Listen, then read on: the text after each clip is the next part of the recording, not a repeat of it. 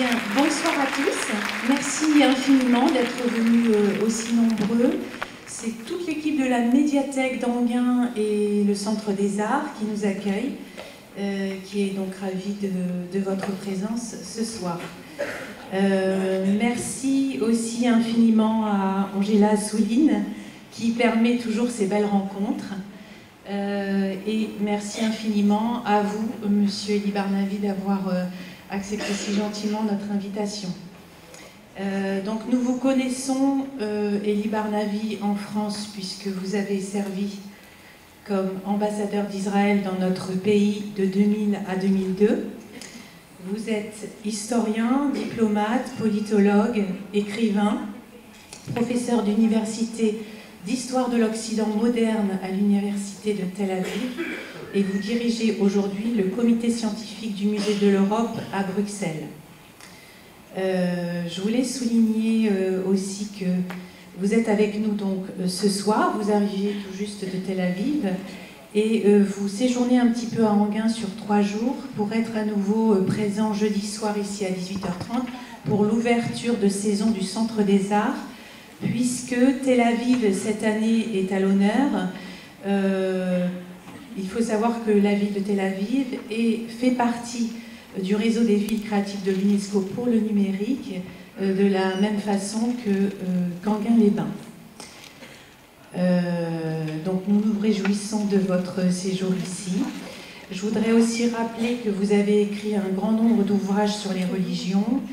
Je cite quelques titres qui seront à la table de dédicace tout à l'heure. Les religions meurtrières chez Flammarion, Dieu au pluriel mode d'emploi, l'expérience religieuse aujourd'hui chez Gallimard, Tuez-les tous, la guerre de religion à travers l'histoire du 7e siècle au 21e siècle, aux éditions Perrin, 10 thèses sur la guerre aux éditions Flammarion. Donc Elie Barnavi, vous aimez la France, sa culture, ses valeurs. Vous allez nous parler ce soir en théoricien, en historien, mais aussi en praticien, car vos diverses fonctions vous ont donc permis d'approcher de près et d'étudier les fondamentalistes. Pour l'auteur que vous êtes, il est certain que toutes les religions, et particulièrement les religions monothéistes, ont une capacité à la violence. Cette violence est inhérente à leur existence même, et toute l'histoire de l'humanité le démontre, vous le dites, souvenons-nous des guerres de religion entre catholiques et protestants en France, de l'Inquisition, des croisades, des bûchers. Notre thème ce soir, qu'est-ce que la religion radicale? Vous définirez à nouveau le concept de religion, je pense, celui de radicalité, et vous nous éclairerez sur ce que vous nommez, vous, le fondamentalisme révolutionnaire, que vous distinguez nettement de toutes les autres formes extrêmes de religiosité. Donc, dans une de vos introductions des livres cités, vous dites « La première chose que je vous demande est de cesser de considérer les religions dans un tout cohérent, ce qu'elles ne sont pas. » Alors, aidez-nous ce soir, Monsieur Barnavi, à comprendre la religion politique. Y a-t-il une alternative possible au caractère endogène que vous citez du fondamentalisme religieux? Que faudrait-il réhabiliter dans notre société ou pas pour conserver nos valeurs, nos libertés et l'avenir de nos enfants? Par avance, je vous remercie du propos que vous allez tenir. Pour vous indiquer, M. Barnavi s'exprimera, disons, on a vu 45 minutes, sans vous interrompre. Et ensuite, jeu de questions-réponses avec vous, une demi-heure de temps avant d'organiser la dédicace dans le hall. Je vous remercie à nouveau, je vous souhaite de passer une très bonne soirée, à tout à l'heure. Merci.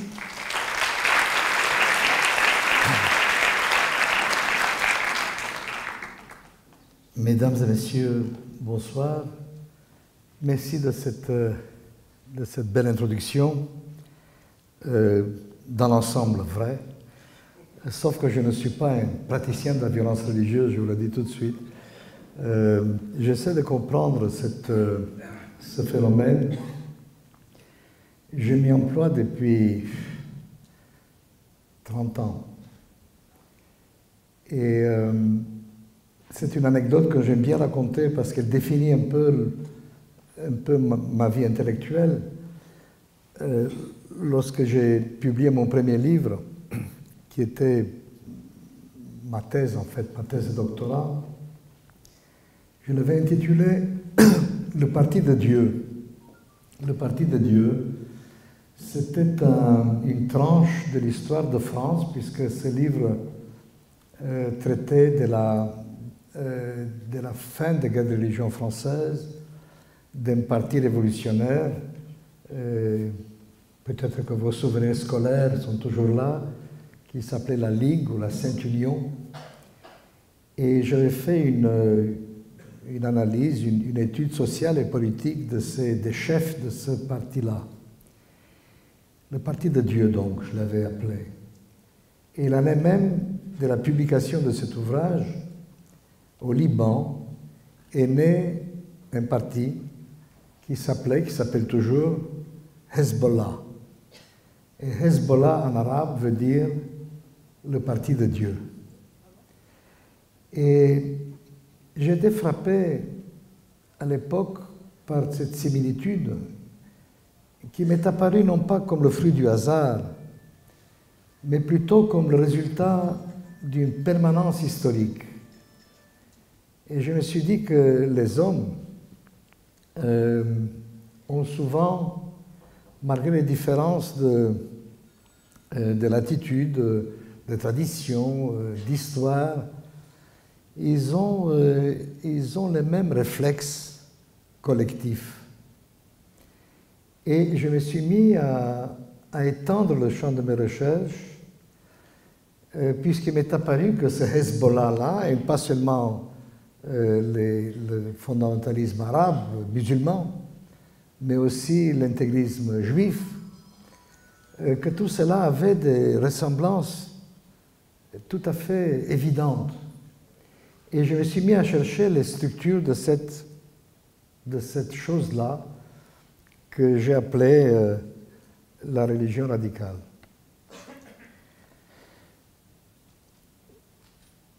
Et donc, c'est de cela que je suis venu vous parler ce soir. Et j'avais proposé plusieurs thèmes. Je me suis demandé, avant de répondre à votre aimable invitation, je me suis demandé de quoi j'allais vous parler, puisqu'on m'avait laissé le choix et j'avais présenté plusieurs possibilités. Je me suis dit qu'à chaque époque, il y a des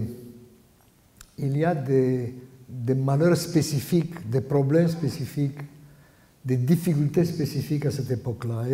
Et la nôtre, tout le monde les connaît, c'est l'environnement qui se dégrade, c'est l'assaut des populismes et la crise de la démocratie, et c'est la religion radicale et le terrorisme qui l'accompagnent. Et je comprends bien que les organisateurs de cette soirée aient préféré ce sujet-là parce qu'il est générateur d'angoisse. Et l'angoisse, elle vient, c'est évident, de la violence qui accompagne ce phénomène, mais aussi du fait que je pense que finalement nous le comprenons assez mal. Et donc, j'ai choisi de vous parler ce soir, d'essayer de comprendre avec vous de quoi ce phénomène est fait. Qu'est-ce que c'est finalement que cette religion radicale qui nous empoisonne la vie, qui rétrécit nos libertés et qui tue énormément ici, mais pas seulement ici, un peu partout sur la planète. Et je commencerai, vous aurez remarqué que j'ai déjà utilisé plusieurs mots. Je parlais de fondamentalisme, je parlais d'intégrisme, je parlais de religion radicale. Et je voudrais, pour commencer cette causerie, essayer de mettre un peu d'ordre dans notre vocabulaire. Quand on lit la presse, y compris par des choses écrites par des gens qui savent de quoi ils parlent, on est frappé par l'imprécision des mots. Et je voudrais d'abord que nous entendions sur le vocabulaire, parce que le vocabulaire est important, n'est-ce pas? Tout le monde cite maintenant Camus, c'est devenu un cliché, n'est-ce pas? Mal nommer les choses, ajouter au malheur du monde. Mais les clichés ont cela de particulier qui contiennent un grain de vérité. Effectivement, mal nommer les choses, c'est ajouter sinon au malheur du monde, du moins à la confusion du monde. Alors on parle volontiers en France d'intégrisme. Dans les pays anglo-saxons, on évoque plutôt le fondamentalisme. Alors qu'est-ce que l'intégrisme en fait? L'intégrisme, c'est tout simplement le rejet de toute innovation en religion. Un intégriste, c'est celui qui croit en son système de foi de manière intégrale, tel que ça a toujours été fait, sans en ajouter ni en enlever un iota. Le fondamentalisme, lui, c'est un littéralisme. Le fondamentaliste lit le texte et il fait, et il croit, ou il s'imagine faire croire exactement ce qui est écrit. Il va aux fondamentaux de sa religion. Or, je trouve que ces deux mots-là sont utiles, certes, mais ne sont pas satisfaisants. Voyons, vous connaissez les Amish, cette secte américaine protestante. Ils sont intégristes. Ils sont même des intégristes, je dirais, caricaturaux. Mais plus près de nous, plus près de vous, Monseigneur Lefebvre, vous vous en souvenez, lui aussi était un intégriste. Il est même tellement intégriste qu'il a préféré provoquer un schisme avec l'Église et créer sa propre Église catholique. Plus loin de nous, Erasme, le plus grand des humanistes, et les humanistes chrétiens de la Renaissance, étaient à leur manière, des fondamentalistes aussi. Qu'est-ce qu'ils voulaient? Ils voulaient revenir à la vérité de l'Évangile, aux fondamentaux de la foi chrétienne, en se débarrassant des scories, de tout ce que l'Église a ajouté. Tout ça n'est pas nécessaire, disait-il. Il suffit de lire les textes et toute la vérité y est. C'est un fondamentalisme. Il n'a jamais fait de mal à personne, mais c'est un fondamentalisme. Entre parenthèses soit dit, on pense souvent que ce sont les protestants qui ont mis la Bible dans la main des fidèles. En fait, les premiers ont été des humanistes chrétiens catholiques. Pourquoi je dis que ces définitions, ces mots, ces appellations ne sont pas satisfaisantes? Parce que le vrai problème n'est pas là. Le vrai problème n'est pas que des gens, des hommes, des femmes souhaitent revenir aux sources de leur foi d'une manière ou d'une autre, ou même souhaitent faire sécession et vivre leur foi tout seuls, de manière totale, absolue. Grand bien leur fasse. Le vrai problème, évidemment, est la violence religieuse. Et j'ai appelé cela fondamentalisme révolutionnaire ou encore religion radicale. Et ce que j'entends par là, c'est une religion qui est vécue et pensée comme une idéologie politique totale d'inspiration religieuse qui cherche à s'imposer par la violence. C'est ça qui est intéressant. C'est lorsque la religion investit l'ensemble du champ politique. Autrement dit, le fondamentalisme révolutionnaire, c'est la religion faite politique. Pour un fondamentaliste de ce type, non seulement il n'y a pas de distinction quelconque, de séparation quelconque entre religion et politique, mais la religion absorbe toute la politique. Il n'y a rien d'autre que la religion. Et évidemment, c'est une question de domination, non seulement des âmes, non seulement des esprits, mais aussi des corps. Et on verra quelles sont les modalités de cette affaire-là. Et c'est cela que je trouve intéressant, c'est cela qui est véritablement dangereux, c'est cela qui nous explose à la figure en cette époque troublée, c'est cela qui provoque les explosions de terrorisme que nous connaissons. Alors il y a plusieurs types de conflits, puisque ce type de religion-là, ce type de fondamentalisme porte évidemment la violence comme la nuit et l'orage. Elle est violente, ce type est violent par définition. Et il y a plusieurs types de conflits de religion. Il y a le type le plus banal, si vous voulez. Ce sont les conflits entre différentes religions.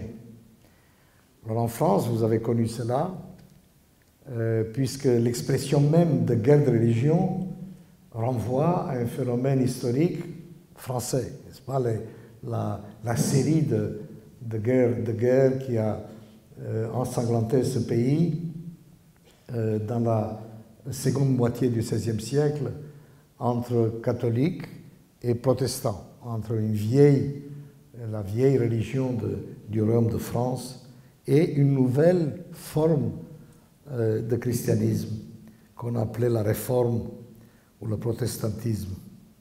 Et là, les deux camps se sont donné des partis, ont recruté des armées et se sont fait la guerre. C'était une guerre civile. Alors la France n'a pas été la seule. On a eu le même phénomène en Allemagne, on a eu le même phénomène aux Pays-Bas. Et lorsqu'une civilisation est fondée sur une religion donnée, lorsqu'apparaît une autre religion, lorsqu'apparaît ce qu'on appelle à ce moment-là une hérésie, eh bien, il n'y a que deux manières de faire les choses. Ou bien on absorbe cette hérésie, ou bien on la détruit. Et comme on ne pouvait pas absorber cette hérésie-là, on a essayé de la détruire. Alors voici un type, donc. Guerre de religion. Et un autre type de conflit religieux, c'est un conflit qui s'allume dans un État, à l'intérieur d'un État, qui se réclame de la même religion que les insurgés. Ce sont des mouvements intégristes à ce moment-là contre l'État qui est jugé mécréant ou pas assez religieux ou manquant à ses devoirs de défense de la vraie religion.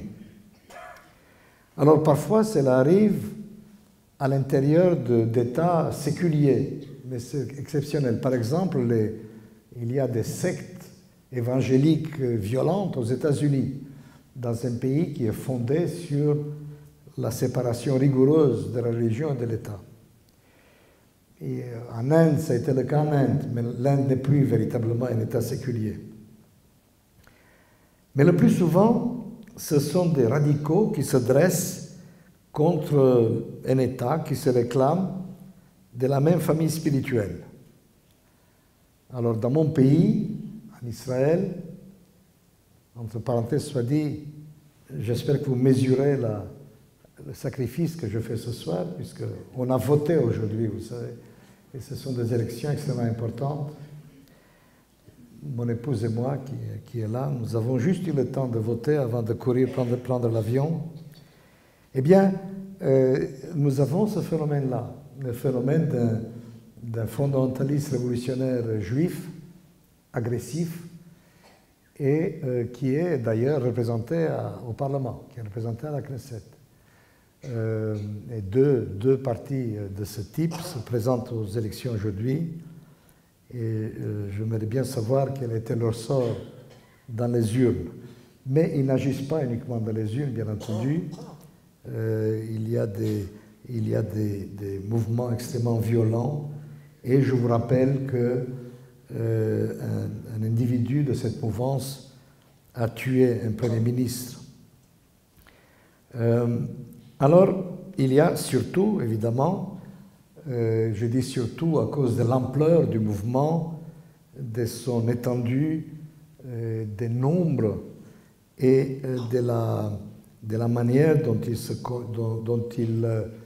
il agit aux quatre coins de la planète, il y a l'islamisme radical musulman qui agit un peu partout dans le monde. Il est au pouvoir en Iran, il est au pouvoir en Arabie Saoudite, et c'est intéressant l'Arabie Saoudite parce que vu d'ici, et à juste titre, on estime que l'Arabie Saoudite est un pays intégriste, musulman, où le wahhabisme qui est né est une forme très extrême et très rigoureuse de l'islam. Et c'est vrai, eh bien, pour les véritables radicaux musulmans, l'Arabie Saoudite n'est pas suffisamment islamique. En 1979, c'est une année importante, ça, 1979. La même année où Khomeini est arrivé au pouvoir en Iran, il y a eu, vous vous en souvenez peut-être, il y a eu un fait qui s'est déroulé en Arabie Saoudite, à la Mecque. Des insurgés fondamentalistes religieux se sont emparés des lieux saints de l'islam. Ça a été un bain de sang. Et ce qui s'est passé là, que personne n'a vraiment compris, mais qu'est-ce qu'ils veulent à ce pays qui est déjà la forteresse de l'islam radical? Eh bien non, il ne l'est pas assez. Il fait alliance avec des mécréants, avec les Américains, avec les Occidentaux. Il faut donc balayer ce régime impur, impie, et asseoir un véritable régime islamiste. Alors, les objectifs de ces intégristes-là, que ce soit le bloc de la foi, comme on appelle le mouvement des colons en Israël, ou des radicaux islamiques, les objectifs sont similaires. Leur ampleur n'est pas la même, bien sûr, nous sommes minuscules, eux ils sont très importants, mais les objectifs sont les mêmes. Ce qu'ils cherchent, les fondamentalistes révolutionnaires juifs, veulent créer un État fondé sur ce qu'on appelle en hébreu la halakha, c'est-à-dire le droit religieux juif, la charia juive si vous voulez. Et les musulmans veulent créer un État fondé sur la charia, sur le droit musulman. La différence entre les deux, c'est que, comme je l'ai dit, notre avantage, si vous voulez, des juifs, c'est que nous gardons nos fous pour nous, alors que les musulmans les exportent. La raison est simple. Le judaïsme est une religion ethnique, nationale, ne cherche pas à faire des prosélytes, et donc la violence, elle est dirigée contre nous-mêmes. Alors que l'islam, comme le christianisme, est une religion universelle, et donc elle a vocation à régner sur l'ensemble de la planète. Enfin, il y a une troisième catégorie dont il faut dire un mot, qui, elle, est la seule véritable nouveauté, puisque le reste, on connaît depuis longtemps, c'est l'affrontement planétaire entre l'islam radical et l'Occident athée, l'Occident corrompu, corrupteur, mécréant, qu'il faut donc soumettre et détruire. Cela a donné, évidemment, les grandes affaires comme le 11 septembre et d'autres actes de terrorisme, et cela a donné le phénomène Daesh, de l'État islamique, dont je dirai quelques mots tout à l'heure. Alors voici donc pour la typologie. Et je voudrais dire maintenant quelques mots sur le ressort. Qu'est-ce qui provoque cette chose-là? Comment cela s'explique en définitive? Et je dois dire que comprendre la manière dont ces gens-là pensent et sentent est très difficile pour un esprit occidental. Je m'en suis rendu compte à plusieurs reprises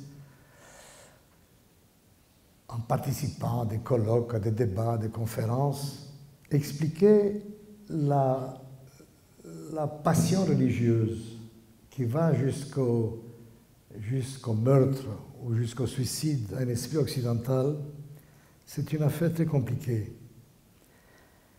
Parce que nous avons tout simplement perdu les clés de cette affaire-là. Nous sommes, a dit Marcel Gauchet, sortis de religion. Nous ne comprenons plus un esprit religieux véritablement. Pendant des siècles, on a très bien compris. On a compris depuis la naissance du christianisme jusqu'à la fin du Moyen-Âge, la religion informait, imprégnait tout. Il y a un mot de Montaigne qui dit cela très bien. Il dit nous sommes chrétiens, a écrit Montaigne dans ses essais, nous sommes chrétiens au même titre que nous sommes allemands ou périgourdins. Voilà, c'est comme ça. Et donc on était habitué à réfléchir dans des catégories religieuses. Et puis il y a eu, et de plus en plus, le mouvement de sécularisation qui a fait que cet esprit-là est devenu de plus en plus étranger et en fin de compte pratiquement incompréhensible. Nous pensons dans nos catégories et nous avons tendance à croire que ces catégories sont universelles. Je vais vous donner quelques exemples. Là encore, je parle de mots. Les mots sont importants. Nous disons religion. Et nous ne songeons pas que ce mot de religion n'a pas le même sens ici ou dans d'autres systèmes de croyances. Cela est tellement vrai que le mot même de religion n'existe pas en arabe. Vous vous rendez compte? C'est-à-dire dans une culture où la religion semble tellement importante, le mot même est absent. Pourquoi? Eh bien parce que lorsqu'un chrétien ou quelqu'un de culture chrétienne dit religion, il a en tête un domaine d'activité humaine qui est différent, distinct d'autres domaines d'activité humaine. N'est-ce pas? La religion est une entité en soi. Alors il y a la loi de Dieu, il y a la loi de César. Eh bien, pour un esprit musulman, ça n'a pas de sens.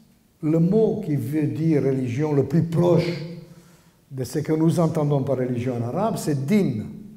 Din veut dire la loi, qu'elle soit religieuse ou qu'elle soit autre chose. Or, lorsqu'on n'a même pas de mot pour dire religion, c'est-à-dire un domaine distinct d'autres domaines d'activité humaine, lorsqu'on dit la loi, ça veut dire que cette loi-là, le din, la loi religieuse, embrasse l'ensemble des relations humaines. C'est intéressant. En hébreu, c'est pareil d'ailleurs. Il y a un mot qui nous vient du persan dont on se sert, mais en fait, vous ouvrez la Bible, dans la Bible hébraïque, le mot religion n'existe pas. Vous savez comment ça se dit en hébreu? Ça se dit din.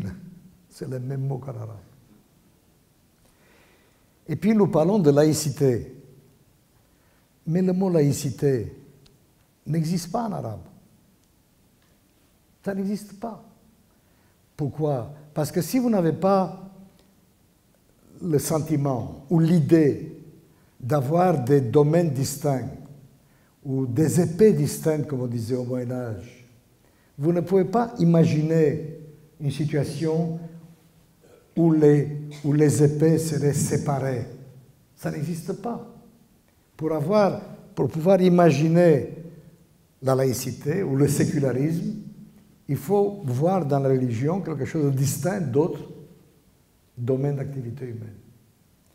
Alors il a bien fallu, lorsque la modernité est arrivée dans les pays musulmans, il a bien fallu imaginer un mot. Et donc on a traduit par des mots qui veulent dire rationalité ou scientificité. Mais ce n'est pas pareil. Et vous savez quoi? En hébreu non plus, le mot laïque n'existe pas. Il y a un mot, mais qui veut dire profane, mais ce n'est pas la même chose. Et en français, ou dans les langues, allez, pour faire vite, occidentales, laïcité, laïque, séculier, sécularisme existent, parce que ce sont des mots d'église qui ont été, si je peux dire, sécularisés. Qu'est-ce que c'était qu'un laïque?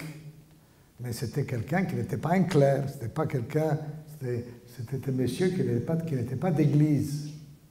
Qu'est-ce que veut dire séculier? Séculier veut dire pas profane. Séculier veut dire qui touche au saeculum, au siècle, ici-bas. Donc il y avait un clergé régulier, un clergé séculier. Et puis avec la modernité, ces mots ont pris un sens nouveau. Mais les mots existaient. On pouvait se couler dans des catégories de pensée qui existaient déjà. Pourquoi? Eh bien parce qu'on avait un sentiment, une idée que ces deux domaines étaient distincts. Et la question est pourquoi? Qu'est-ce qui fait que le christianisme a été, si vous voulez, séculier d'emblée, dès sa naissance, ou du moins contenait en lui les germes de la laïcité, du sécularisme? Mais une raison très simple, ce n'est pas parce que les chrétiens sont plus malins que les juifs ou les musulmans. C'est parce que quand le christianisme est né, l'État était déjà là. Ça s'appelait l'Empire romain. C'était une grande affaire, puissante, et qu'il a bien fallu se mesurer à cette affaire-là et parvenir à des compromis avec elle. Souvenez-vous, c'est dans l'Évangile, lorsque Jésus, devant Ponce Pilate, dit « Mon royaume n'est pas de ce monde. » Mon royaume n'est pas de ce monde. Ça veut dire qu'il y a deux royaumes. Il y a le royaume des cieux et le royaume d'ici-bas. Il y a déjà la distinction des ordres est déjà là. Et il dit aussi, vous vous en souvenez, il faut rendre à César ce qui est à César et à Dieu ce qui est à Dieu. Il y a Dieu et César. Ce sont deux autorités légitimes. Il n'y a pas deux autorités légitimes dans l'islam. Il n'y en a qu'une, c'est celle de Dieu. On n'échappe pas à ces catégories-là. Ce sont des catégories puissantes puisque toute l'histoire de l'Occident chrétien ensuite a été conditionnée par cette affaire-là. Il y a eu le pape et l'empereur. Il y a eu le pape il y a eu les évêques et les rois. Et ces deux entités-là se sont fait la guerre sans arrêt puisqu'elles se battaient pour avoir l'autorité suprême. Et lorsque vous avez deux autorités, finalement, la liberté naît de cet affrontement-là, la liberté religieuse. J'évoquais la guerre de religion tout à l'heure, vous vous souvenez comment elles se sont terminées? Henri IV y a mis fin par un compromis qui s'appelle l'édit de Nantes. Et en fait, il y a mis fin en hâtant la sécularisation de la France, du royaume de France, en proclamant, si vous voulez, que l'État est au-dessus des religions. Il a fait cela, en disant, bon, il y a, bien sûr, le catholicisme est le plus important, lui-même s'est converti, pour la 4e ou 5e fois, je ne sais plus. Mais pour sauver l'État, il faut qu'il se hausse au-dessus des camps religieux. Impensable en pays d'islam, sauf à imaginer une espèce de révolution, pas seulement politique, mais mentale, qui n'est pas encore n'est pas encore arrivé. Alors, comme en Occident, on a du mal à comprendre, à saisir cet esprit-là, qui est tellement étranger à des siècles d'histoire occidentale, alors on cherche les raisons de cette explosion de violence. Et on cherche des raisons raisonnables. Qu'est-ce que l'on dit? Écoutez un peu ce que disent les sociologues et parfois des historiens, en tout cas des gens qui sont payés pour expliquer au peuple ce qui se passe dans le monde. Ils disent que c'est la religion, mais c'est un paravent, c'est un manteau dont ils couvrent leurs véritables revendications. Et les véritables revendications sont sociales, sont politiques, sont culturelles, sont des révoltes d'opprimés, de laissés pour compte. Et ils expriment cela comme ils peuvent dans leur culture, c'est par des revendications religieuses. Alors, je ne prétends pas qu'il n'y a pas d'autres raisons que la passion religieuse aux troubles de religion. Bien sûr qu'il y a. Même les guerres de religion en France n'ont pas été que des religions. Il y a eu plein d'à côté. Il y a eu des causes dynastiques, politiques, sociales, culturelles, j'en passe.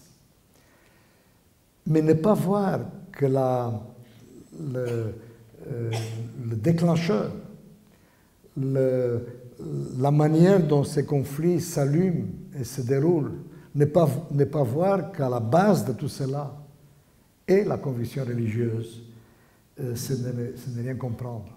C'est imaginer que ce sont des prétextes là où ce sont des véritables causes.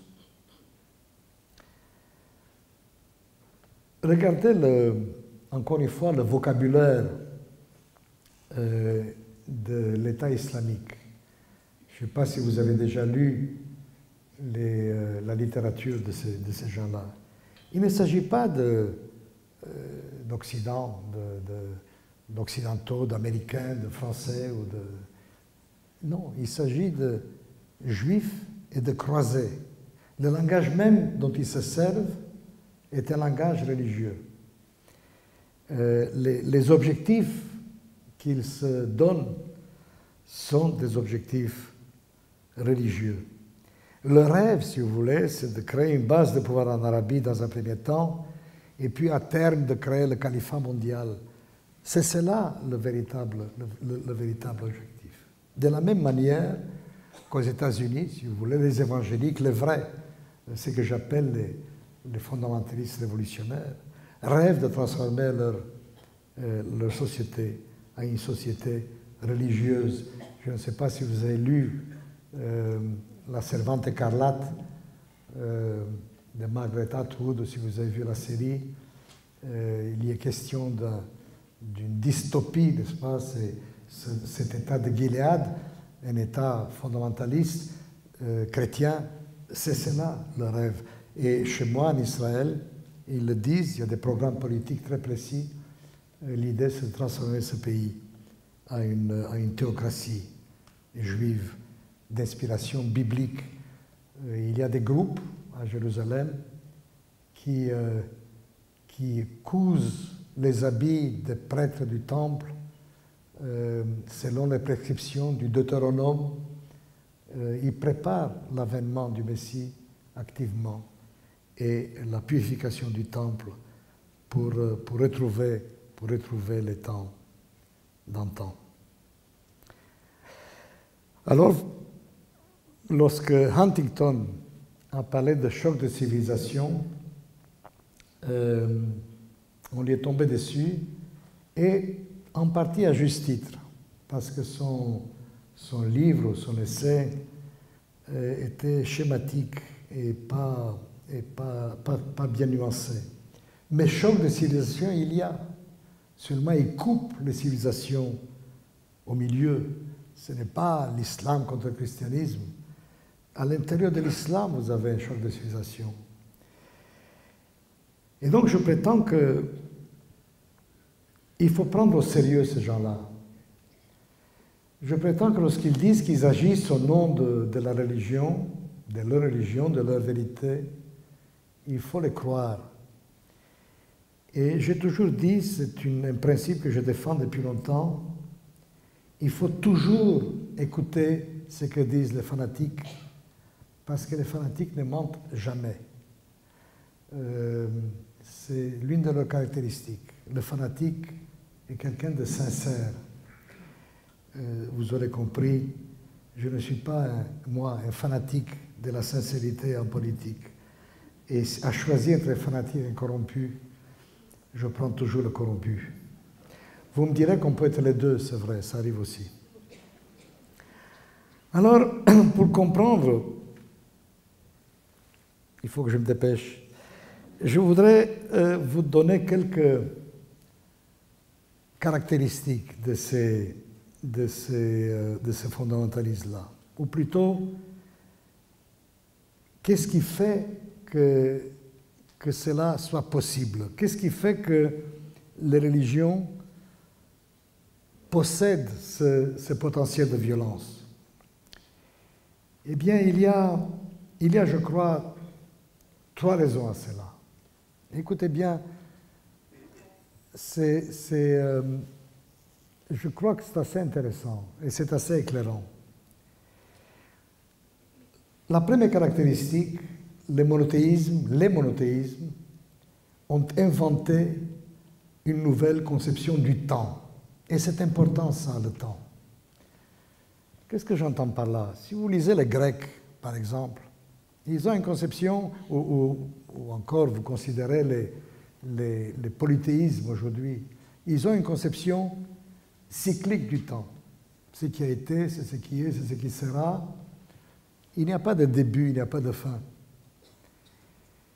Le monothéisme, lui, la grande affaire, je pense, du monothéisme juif a été qu'il a inventé le temps historique. Ça veut dire quoi? Ça veut dire que de cyclique, le temps est devenu linéaire. D'un cercle, il est devenu une flèche. Il y a eu un début, création du monde. Il y a eu un moment de révélation, Moïse sur le Sinaï. Il y aura une fin. Il y aura une sortie de l'histoire. C'est vrai dans le judaïsme, c'est vrai dans le christianisme, c'est vrai dans l'islam. Ce sont des religions du temps, des religions historiques. Alors, il y a plusieurs façons d'attendre la sortie de l'histoire. Une façon, la plus répandue d'ailleurs dans toute la religion, est tyrannique. Il faut attendre patiemment. C'est dans la main de Dieu. Mais il y a une façon très différente qui dit qu'il faut donner un coup de main au Créateur. Il faut hâter l'avènement, c'est l'expression consacrée. Il faut donc rendre la voie du Messie juif ou le Messie chrétien. Christ veut dire en grec Messie. Il faut lui rendre le chemin plus facile. Il faut éliminer les obstacles. Les obstacles, malheureusement, ce sont des êtres en chair et en os. Si vous voulez, le potentiel de violence des monothéismes réside dans l'impatience d'en finir avec cette vallée des larmes pour atteindre enfin le royaume des cieux. Et donc le temps, très important c'est là. Deuxième caractéristique très importante, les monothéismes ont une vérité à défendre et à imposer. Une vérité. La religion des Romains ou des Grecs, il n'y avait pas de vérité. Il y avait des dieux qui sont là, sur l'Olympe. Ils sont vénaux, ils sont mesquins, ils ont tous les défauts des hommes. Ils ont un avantage, ils ont l'immortalité. Mais sinon, ils n'ont pas de modèle moral à offrir aux hommes et ils n'ont pas de vérité à défendre. Ce n'est pas du tout comme cela que ça se passe dans religion monothéiste. Là, il y a une vérité seule, unique, révélée par Dieu, une fois pour toutes, bonne pour tout le monde. Et si vous ne voulez pas accepter cette vérité, mais tant pis pour vous, on va vous aider, on va vous sauver, on va vous l'imposer. Et si vous ne voulez pas l'accepter, même de force, eh bien, il va falloir vous éliminer.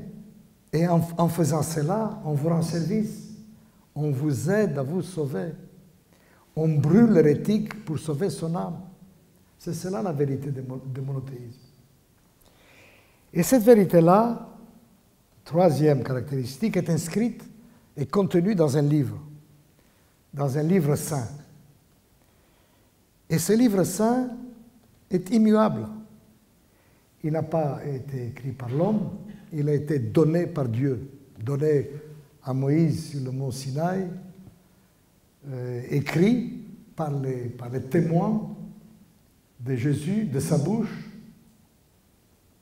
dicté par l'archange Gabriel au prophète, au dernier des prophètes, à Mahomet. Et lorsque vous avez cette triade-là, le temps, la vérité, le livre, vous comprenez qu'on ne rigole pas avec ça. Et qu'il y a, cela crée une situation où certains, pas tous, parce qu'il y a 1000 interprétations, mais où certains, souvent assez nombreux pour faire des dégâts considérables, prennent cela au sérieux et se mettent à tuer, à se faire tuer au nom de cela. D'où le caractère inexpiable de la violence religieuse. Il n'y a pas de quartier, pas de compromis. Toute guerre religieuse ne peut se terminer que par l'éradication de l'adversaire. L'éradication peut se faire par la soumission ou elle peut se faire par l'élimination physique. D'où l'étonnement des Occidentaux. Vous l'avez lu partout, lorsque le phénomène État islamique est apparu, on s'est dit, ou Al-Qaïda avant cela, n'est-ce pas, le 11 septembre, ils ne demandent rien, ils ne revendiquent rien. Vous ne pouvez pas négocier avec quelqu'un qui se fait tuer, qui se fait exploser au milieu de ses victimes. De quoi allez-vous le menacer? Qu'est-ce que vous pourrez bien lui offrir pour qu'il ne fasse pas ce qu'il veut faire? Il est prêt à mourir. Non seulement il est prêt à mourir, mais il y trouve de l'exaltation, il y trouve de la beauté. Il est hâté de mourir. Il est pressé d'aller au ciel, puisque c'est là-bas que la vraie vie ne commencera qu'une fois que lui ne sera plus là.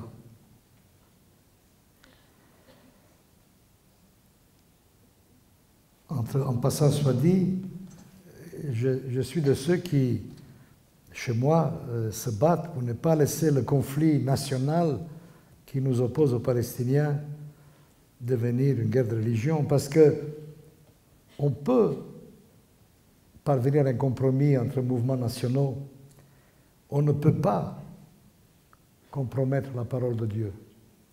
Si vous voulez, ce que disent les intégristes, les fondamentalistes révolutionnaires, juifs et palestiniens, le Hamas, ils disent, nous, on veut bien donner un bout de cette terre, mais on ne peut pas. Ça ne nous appartient pas. Ce n'est pas à nous, c'est à Dieu. Nous ne faisons que la garder. Nous en sommes les dépositaires. Vous voyez bien qu'on ne peut pas compromettre. Et c'est pour ça que dès lors que l'on transforme un conflit national, ou un conflit quel qu'il soit, à un conflit de religion, il y a fort à parier que sa solution ne sera possible que par l'élimination de l'un des adversaires. Alors, pour ne pas finir sur une note aussi désespérée,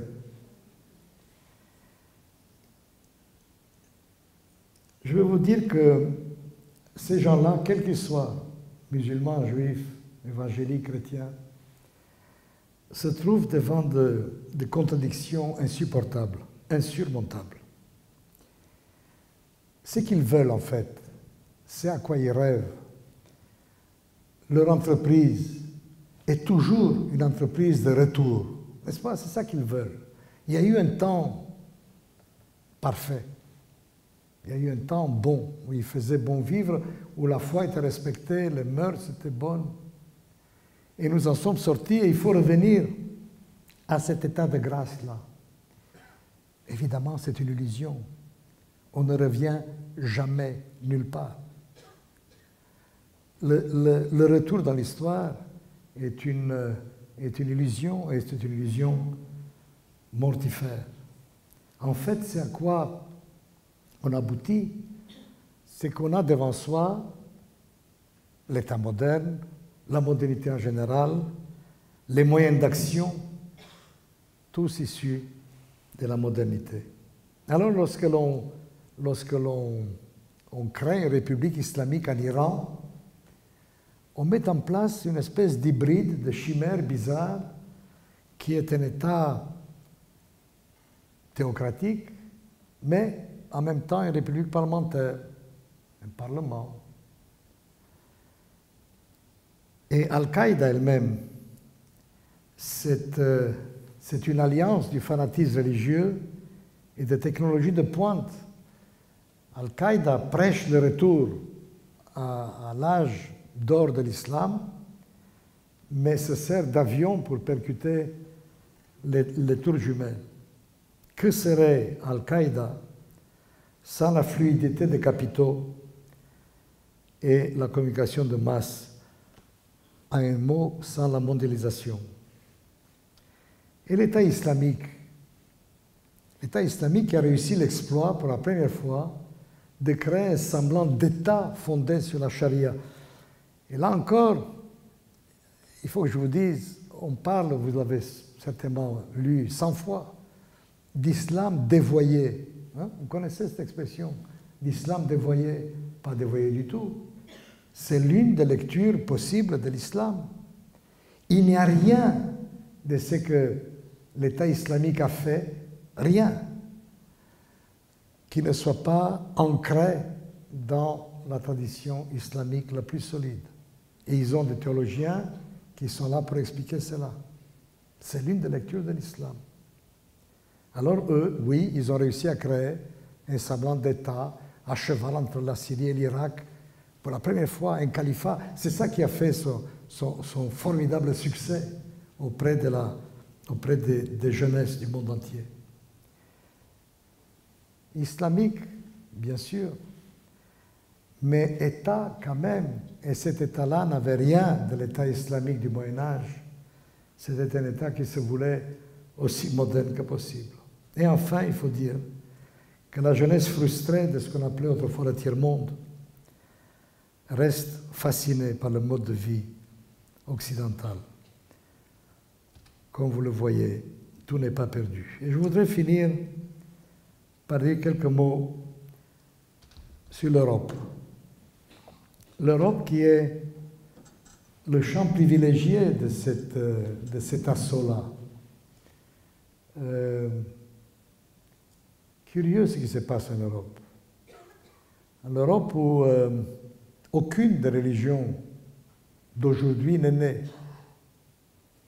L'Europe n'a pas été grande productrice de religion. Je crois bien que depuis le druidisme, l'Europe n'a inventé aucune religion. Mais toutes les religions s'y trouvent. L'Europe est devenue le creuset des religions du monde.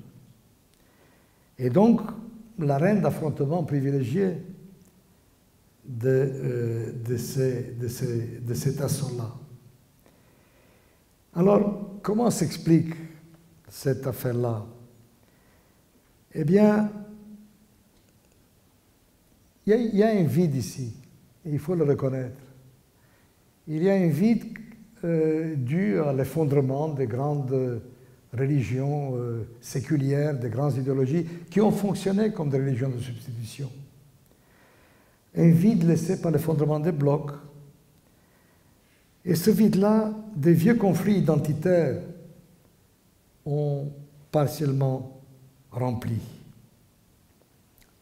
En ex-Yougoslavie, nous avons vu comment l'implosion du communisme a fait ressurgir la double frontière, la double limes, comme disaient les latins, catholiques orthodoxes et chrétiens musulmans. Qui aurait pensé qu'on aurait une guerre de religion au cœur de l'Europe?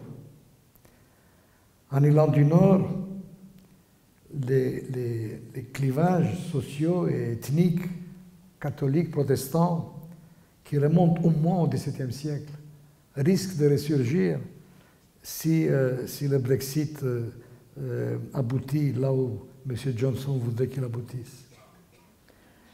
Et donc, là, dans ce vide idéologique-là, dans cette espèce de confusion, avec l'immigration de masse, l'Europe a pu devenir une espèce d'arène d'affrontement d'autant plus facile que les systèmes de défense immunitaire sont très affaiblis. Et l'autre facteur qui fait de l'Europe cet arène privilégié des conflits de religion, l'autre facteur est que les caractéristiques même de l'Europe, démocratique, libérale, multiconfessionnelle, les rend vulnérables à la violence religieuse qui est un produit d'importation. Alors, évidemment, je n'ai pas de solution, puisqu'il n'y a pas de solution. Il y a un faisceau d'actions qu'il faudrait mettre en place, dont certaines tiennent à la police, tout simplement. C'est le plus facile. Mais d'autres tiennent à une espèce de réarmement intellectuel et moral. J'entends par là que les Européens sont des cibles faciles parce que c'est une cible molle. Pour pouvoir être une cible dure, il faut croire très fermement à quelque chose. Il faut, à un sens, opposer au fanatisme des fondamentalistes révolutionnaires. Il faut opposer, je ne vais pas dire fanatisme parce que ça n'aurait pas de sens, mais la conviction ferme de ceux qui savent ce qui fait leur civilisation, c'est à quoi ils croient, et opposer un front de refus au moins aussi déterminé que le leur. Et c'est quoi ce front de refus? Ça voudrait dire quoi pour l'Europe? Ben, cela voudrait dire tout ce qui ont fait de ces pays-là ce qu'ils sont, c'est-à-dire la liberté, la foi dans le destin de l'homme, l'humanisme à un mot, la croyance que ce système-là, qu'on appelle démocratie libérale, n'est pas parfait, parce que rien n'est parfait, mais que c'est le seul horizon possible pour des hommes et des femmes épris de liberté. Et bien sûr, l'attachement à ce qui est consubstantiel à la démocratie, je veux dire la laïcité. Parce qu'il ne faut pas se tromper. Il n'y a pas de démocratie là où il n'y a pas de laïcité. La laïcité, non pas entendue comme une philosophie compliquée ou comme une croyance de plus. Non. La laïcité entendue modestement comme une modalité juridique qui permet aux différentes croyances, aux différents systèmes de foi, de coexister à l'intérieur du même État sans se sauter à la gorge. C'est ça la laïcité. Et lorsque j'entends nouvelle laïcité ou laïcité ouverte, je me demande à quoi cela peut bien correspondre. Qu'est-ce que cela veut dire? En quoi était-elle fermée, la laïcité d'avant? Est-ce que ça empêchait les gens de croire à ce qu'ils voulaient? Est-ce que ça imposait quelques croyances à qui que ce soit? Non, c'est une simple preuve de faiblesse, de fatigue de civilisation, de manque de conviction. Allez, disons le mot, de lâcheté. Et donc, face à cet assaut-là, face à cette attaque fondamentaliste, qui est un jour, qui est ici surtout islamiste, mais qui ailleurs peut être autre chose, il faut opposer un front de refus. Il faut que tout cela soit clair dans nos têtes, dans nos cœurs. Et à partir de ce moment-là, on peut bâtir quelque chose qui ressemble de nouveau à une maison commune qui obéisse à une loi commune. Merci beaucoup.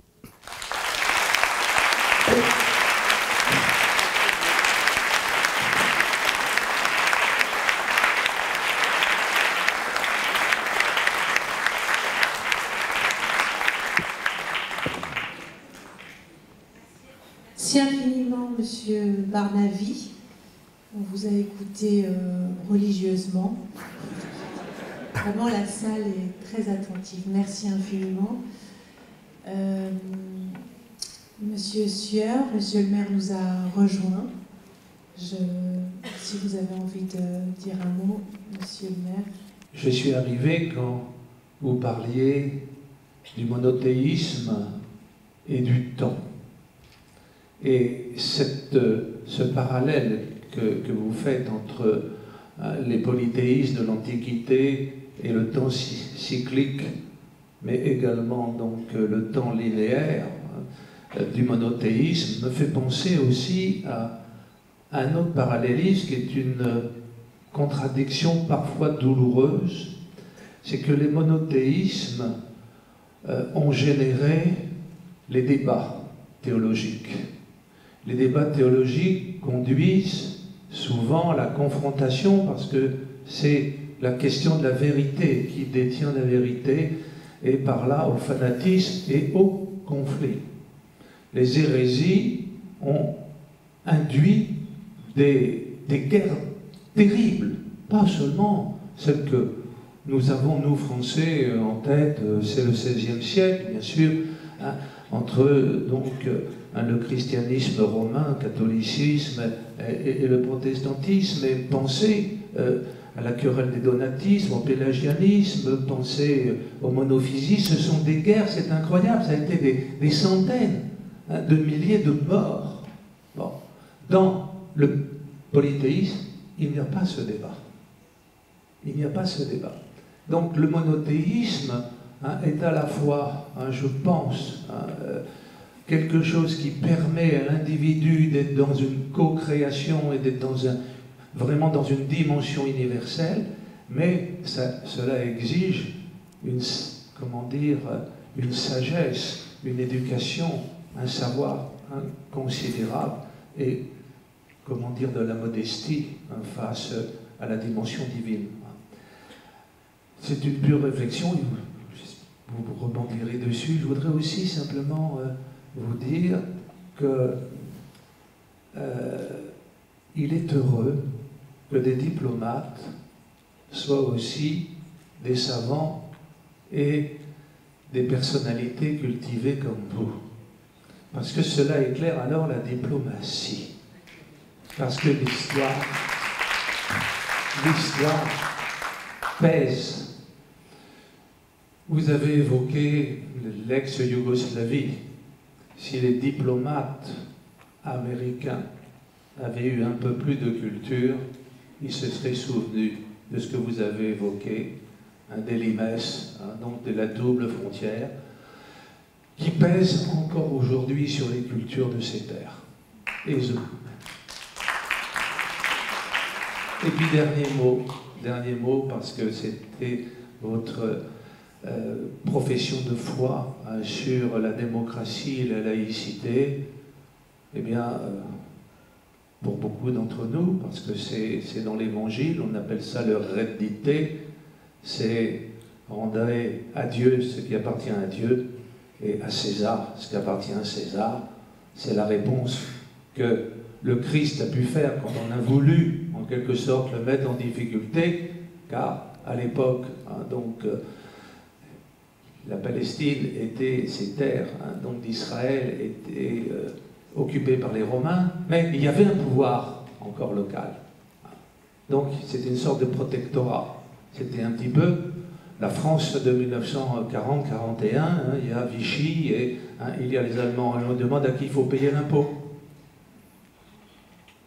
S'il faut payer à l'occupant, alors on est évidemment un collaborateur, ou il faut payer au pouvoir, évidemment, local. Et dans ce cas-là, on est un résistant. Et le Christ demande une monnaie, on lui donne une monnaie romaine, et il dit rendez à César ce qui appartient à César, et à Dieu ce qui appartient à Dieu. C'est ça, effectivement. Chacun dans sa foi, dans sa sphère. Voilà. Merci, monsieur l'ambassadeur, monsieur le professeur.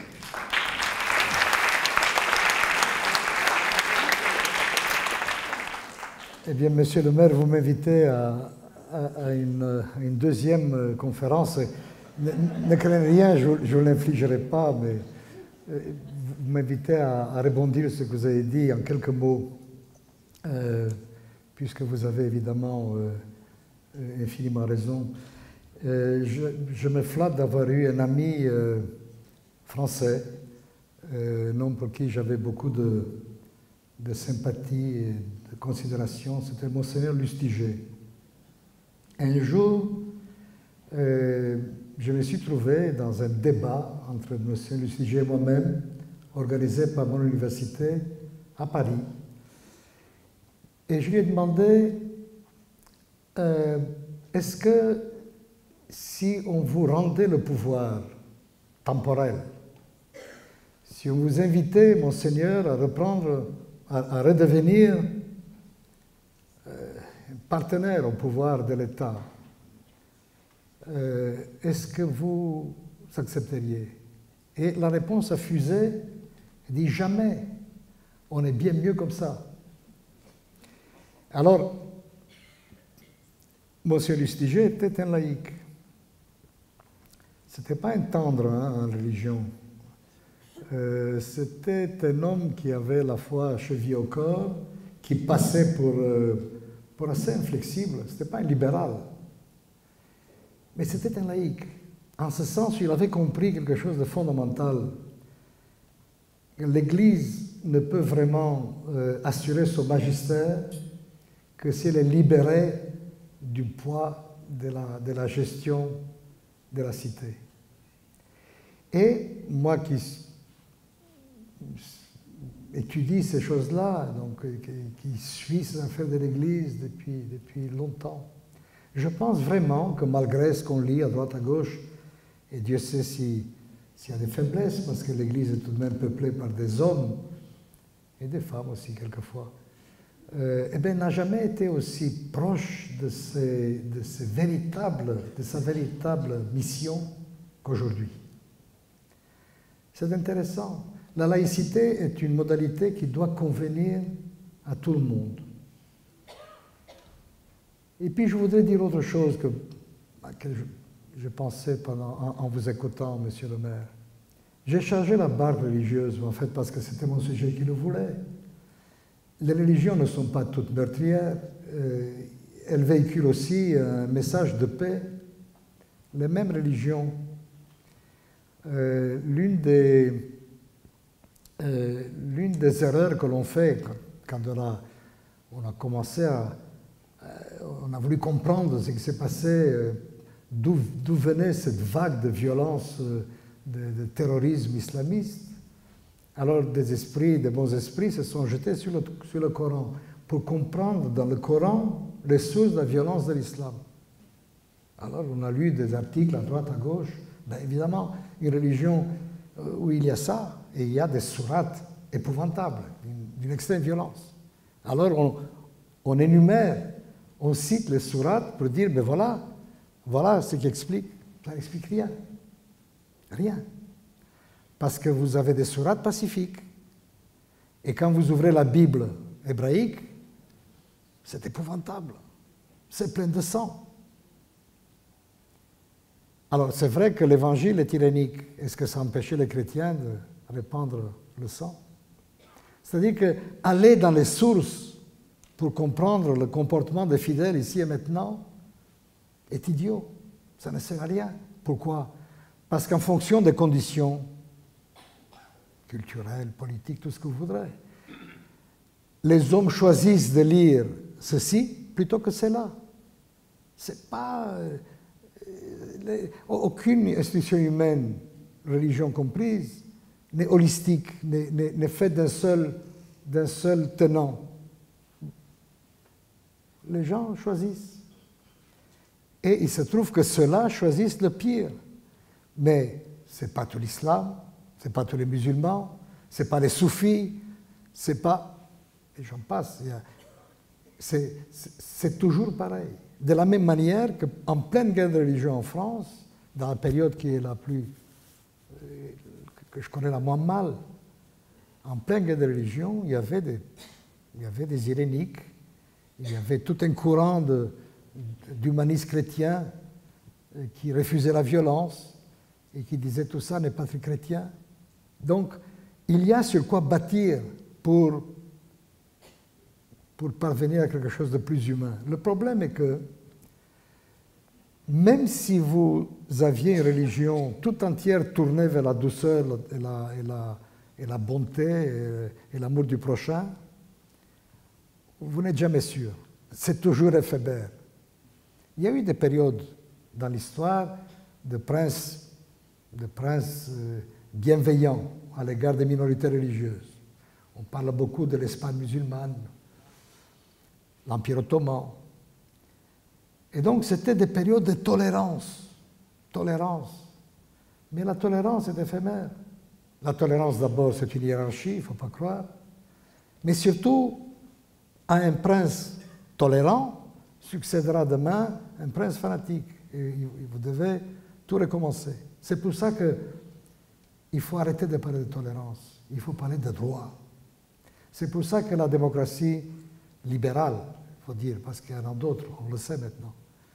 C'est pour ça que la démocratie est le seul régime qui assure le droit et pas seulement une tolérance qui est, encore une fois, toujours éphémère. Et donc, c'est pour ça qu'il nous faut la démocratie, donc la laïcité, puisque les deux vont nécessairement ensemble. Et pourquoi vont-elles nécessairement ensemble? Parce que religion et démocratie et politique sont des domaines qui relèvent d'esprits différents. La religion, comme j'essaie de vous le montrer, c'est fondé sur une vérité absolue, transcendante, indiscutable. La politique, la démocratie est par définition une affaire de compromis. Et lorsqu'elle n'est plus une affaire de compromis, lorsqu'elle devient totale ou totalitaire, à ce moment-là, vous n'êtes plus en démocratie. Vous êtes en religion séculière, certes, mais regardez comment a fonctionné le régime soviétique, comment fonctionne le régime nord-coréen. Ce sont des églises. Ce sont des églises moches, parce qu'en plus, il leur manque la transcendance. Ce sont des ersatz d'églises, mais ce sont des églises. Et dans une église, il n'y a pas vraiment de place pour la contestation. Et donc, convaincre de cela nos compatriotes, surtout les jeunes, leur faire entendre que même pour eux, même pour ceux qui ont la foi chevillée au corps, il est bon pour eux qu'ils vivent dans une démocratie laïque, parce que c'est là qu'ils pourront s'épanouir. Et là, ils pourront essayer de convaincre d'autres. Le prosélytisme est permis par la loi. À ce moment-là, peut-être qu'on arrivera à faire quelque chose, mais il faut d'abord savoir à quoi on éduque ces jeunes-là. Et quand je regarde un peu les manuels, les livres de civisme, quand je vois les experts en pédagogie, quand j'entends je ne suis pas sûr que c'est ça qu'on est en train de faire. Et il faudrait encore une fois être, excusez-moi, je me répète, mais c'est devenu une obsession, être d'abord convaincu de ce que nous voulons être avant d'essayer de convaincre les autres.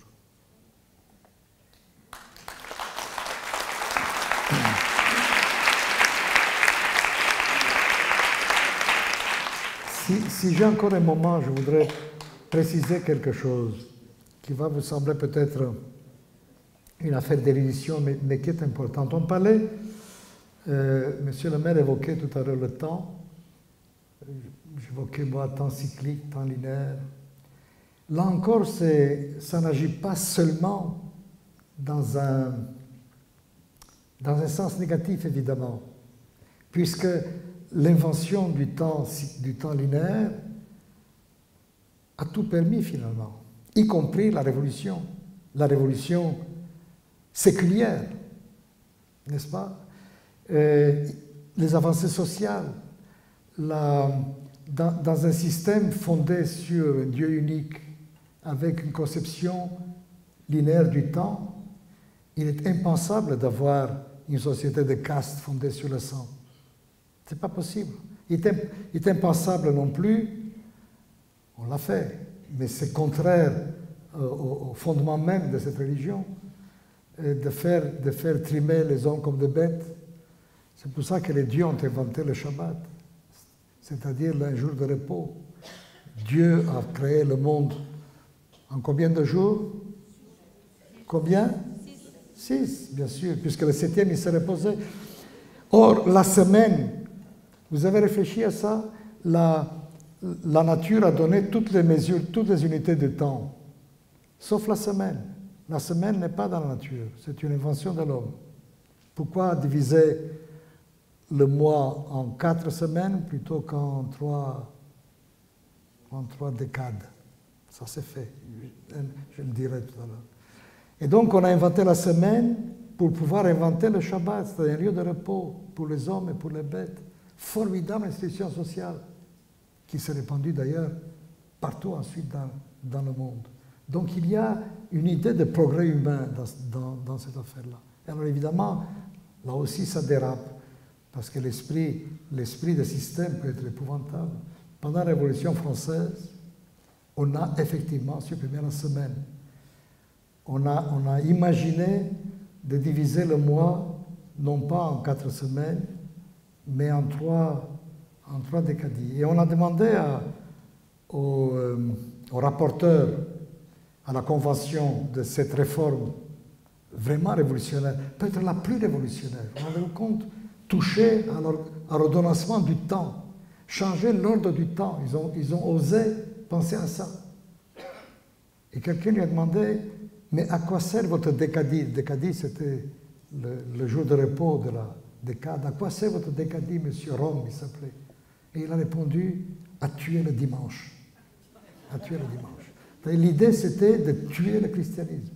Pourquoi? Mais pour inventer une nouvelle religion, une religion républicaine. Et donc, c'est important, ça, le temps. On n'y pense pas parce qu'on a l'habitude. Mais cette invention du temps linéaire a tout permis, pour le meilleur et pour le pire.